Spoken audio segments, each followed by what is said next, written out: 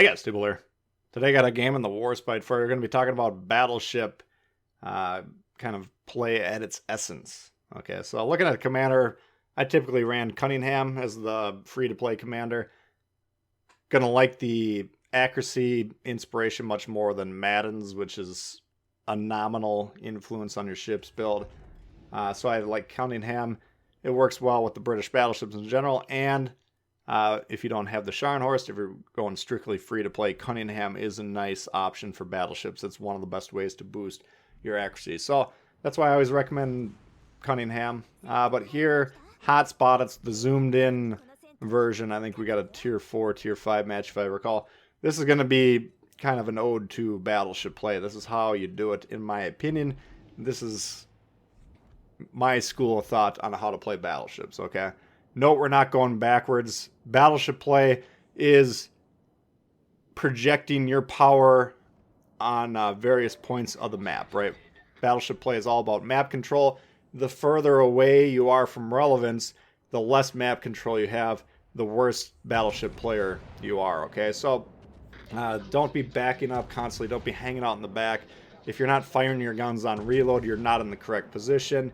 These are easy to correct mistakes once you realize it, okay? Now, if you get too far forward in a battleship, everyone on the red team is going to shoot you. You're going to die very quickly. So you're going to see throughout this match, and I'll try and point it out from time to time, but keep an eye on it. We're trying to limit who can shoot us at any given point in time while trying to get as close to the center of the map as possible. Okay, so these guys going to the left, they can't shoot us because of the islands. Look at this. We had the Mutsu broadside. Furutaka briefly pops up. We take out cruisers first and foremost, battleships second. So if we have a broadside cruiser and a broadside battleship, probably 8 out of 10 times the cruiser is going to be the correct shot. This game's very situational. There's rules of thumb that are meant to be broken constantly, but battleships are here in the game. The game is designed around this rock, paper, scissors concept. Battleships shoot the cruisers. Broadside cruisers, go ahead and shoot them. Get them off the board. Cruisers do way more damage than battleships, and you're there to provide spike damage. Cruisers provide damage over time. They're constantly shooting. They're constantly doing a little bit of damage. Battleships, you fire every 30 seconds, give or take. If you don't completely whiff your shot like we did there, every 30 seconds, whoosh, a big spike of damage is inflicted on an enemy team, right? That's the whole concept here. And you want to be looking for targets that, number one, they're low in health, or you're able to do a lot of damage. We want to be inflicting these huge spikes, right? So broadside cruisers like this Hawkins, we're looking for those opportunities, shots away, checking who's available, but you know, we hit them, boom! There's a he gone moment there. Hawkins dead. Broadside cruiser identified. We're looking on the map constantly as a battleship player. Who is broadside to us? What strategic value does that target have? If it's a relevant target and it's broadside, we want to attack it, right? Guys that are parked on the moon on the other side of the map, nose in on you, lobbing shells at you. If you're trading trading these shots for 13 minutes, doing 2,000 damage every 30 seconds, worthless. Go ahead and put the controller down. You're going to have as much impact on the game as you would otherwise. Woof, well, look at this, the Oklahoma. Nasty shot, about 20,000 damage there. In Oklahoma, pretty decent. Warspite's armor is not bad, but it can take some shots from higher caliber guns. Nevertheless, look at our position now. We're basically in the middle of the map. Battleship play, I like to compare this World of Warships game to chess in general. I think it's kind of an interesting analogy. Battleships, though, we're kind of trying to be like the rook or bishop or something. We get them in the middle, and then all of a sudden our ability to project power like a queen, we can hit all these different lines, right? We're projecting power directly south. Look on the map here. We're no longer projecting power into B because we've moved a little bit south, but the previous 3-4 minutes to open, we were actually about a square north of this, and we were diagonally projecting power into B. That's when we were getting shots on the Hawkins, whoever else was over there. And we also have shots into C. Now our guns are currently pointed off the left-hand side of the ship, so to project power into the sea or the western side of the map, we do have to do a little bit of repositioning, and that's actually what we're going to be doing right here. We're going to try and maintain our control over the center of the map, again, that allows us the most options to influence the match here.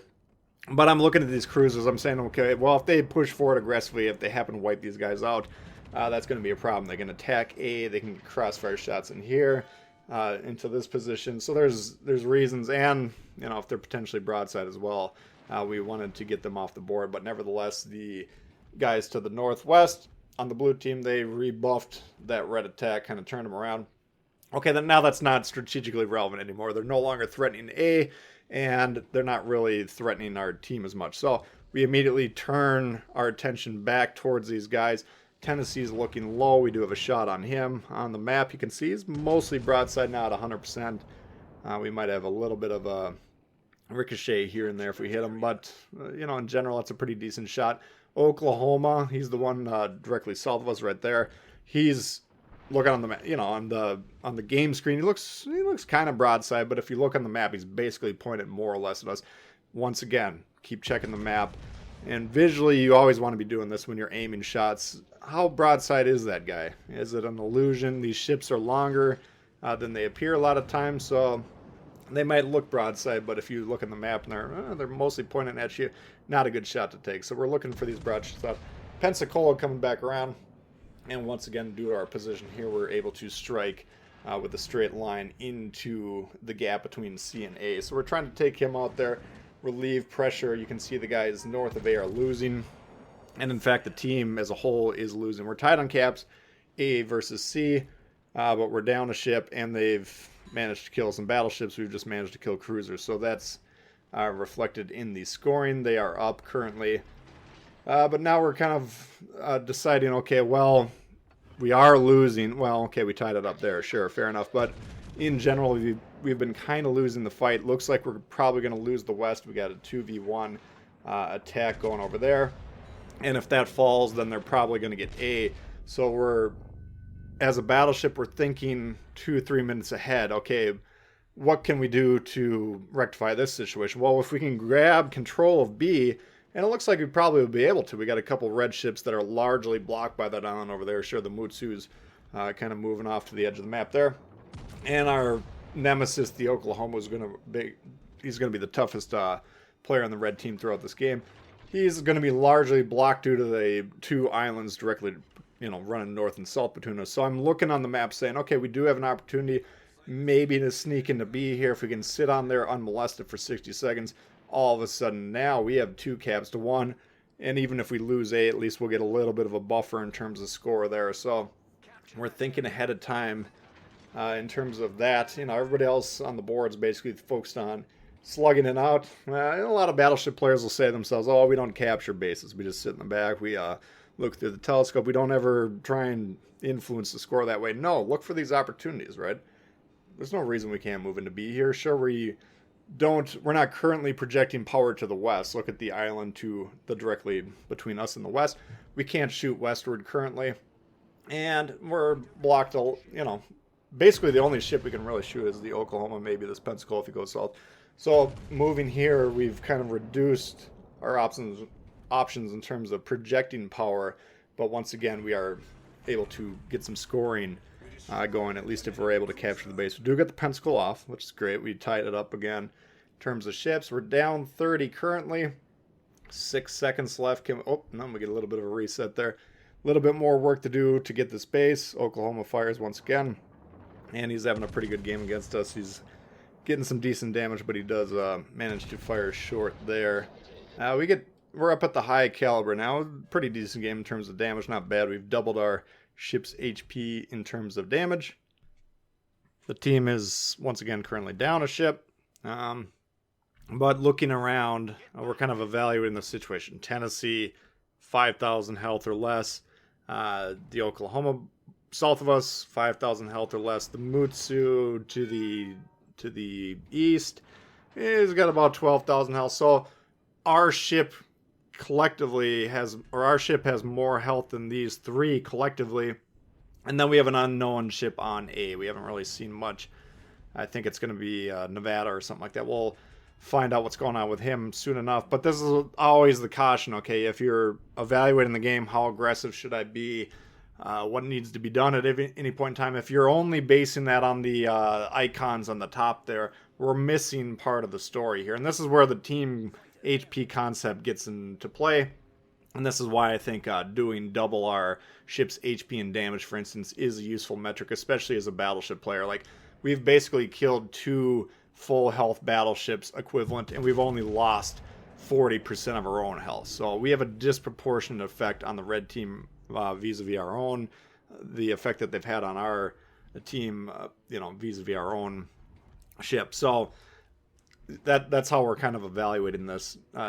You can use that metric as a destroyer cruiser. I think destroyers more valuable in terms of capturing bases and countering destroyers, so I don't care about high damage destroyer games generally. If you get one nice, as long as you're still doing what needs to be done to win the game. Cruisers can be useful, certainly, but battleships, you really don't have much purpose except for to try and achieve these unequal trades of HP, team HP in particular. We don't want to be viewing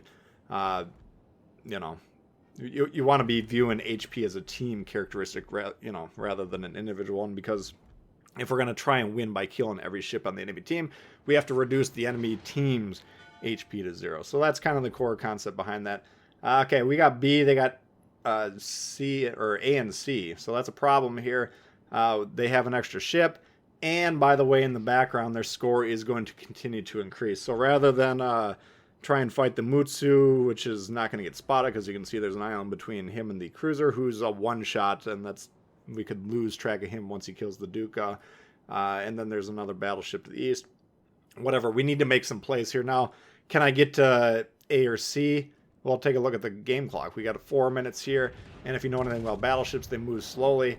It's going to take 4 or 5 minutes just to get over those caps. So we can't be thinking to ourselves, okay, we got to get to the cap, we got to stop the bleeding. No, our team's already crossed the Rubicon. Alayak Dest, here we go. We're now committed to killing everyone on the enemy team, and that's just because the red team has done a better job of controlling the caps, right? We don't have the speed. We don't have anyone on the west that can flip those caps quick enough to make a difference. So now we're in it to win it. Now there's possible that we'll be able to win on score still, but we got to keep an eye on it. Look at that though. That was an interesting play there. I wanted to try and narrate it live, but we were aiming at the ship to the front of the ship of us here, and the back guns were moving to aim at him, but the intention was, okay, we're going to have a shot at the guy in the rear, and those back turrets, as they're spinning, we fire the front two. Back two happened to be on target right when they were ready to go. Rewatch that play. Rewind it about a minute or so if you miss what I'm talking about. But, look for these opportunities, these slow-moving turrets on the battleship. Sometimes you can get them kind of staggered, and we'll fire a salvo off the front, fire one off the back, and if you're managing the turrets expertly, you can actually fire both.